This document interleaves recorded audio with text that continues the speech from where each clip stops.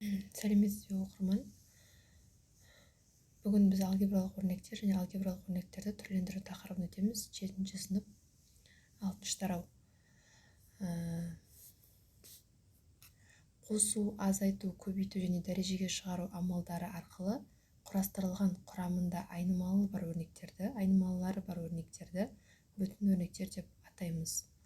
Оған мысал ретінде 3ax квадрат 2x минус y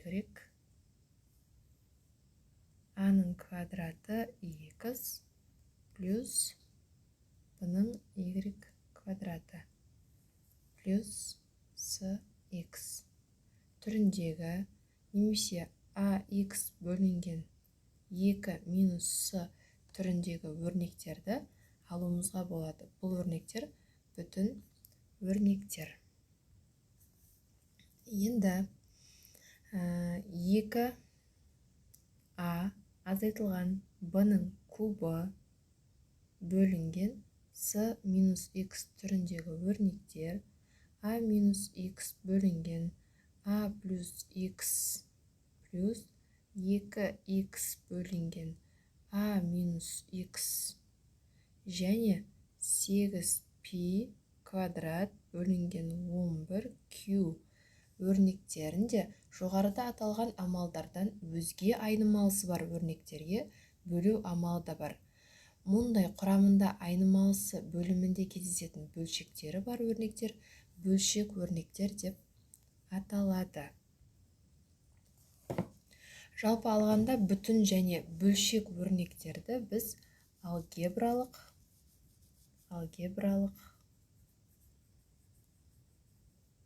өрнектер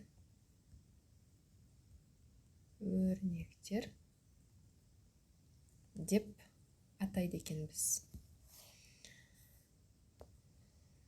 Олай болса,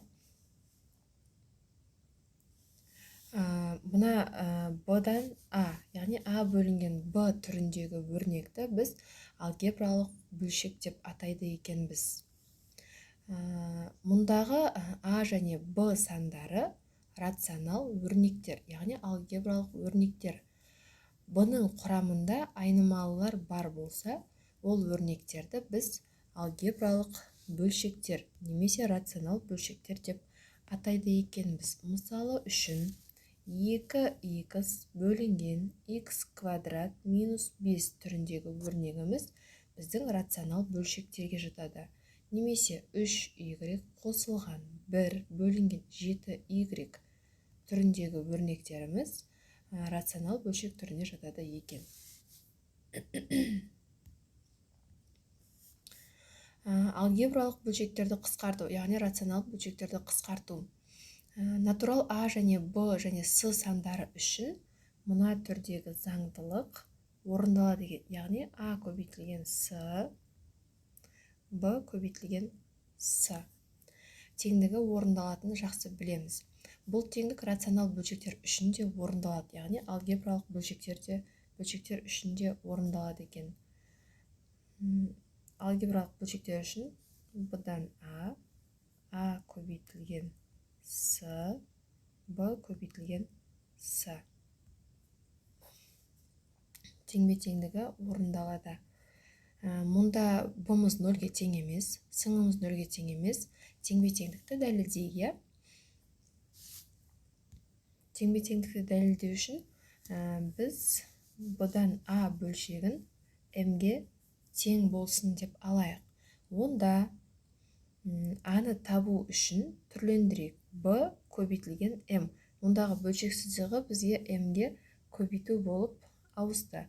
Осыдан a-c тең жаңағы b-m-ымыз көбейтіледі c-ға. Ал бұл тең болады b-c көбейтілген m-ға деген сөз.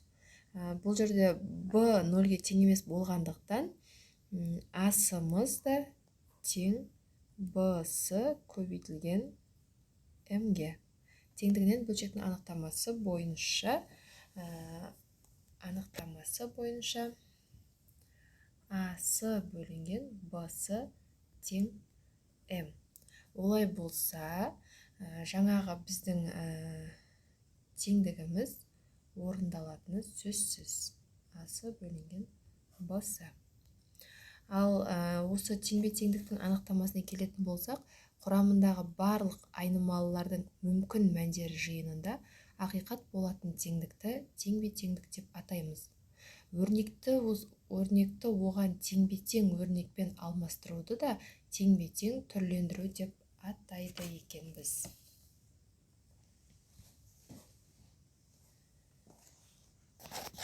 Келесі.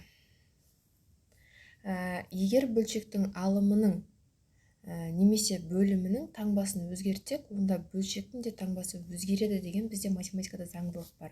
Ол деген сөз, мысал келтірек, минус а бөлінген б болатын болса, онда біз қасиетке сүйеніп минус а бөлінген б деп өзгерте аламыз.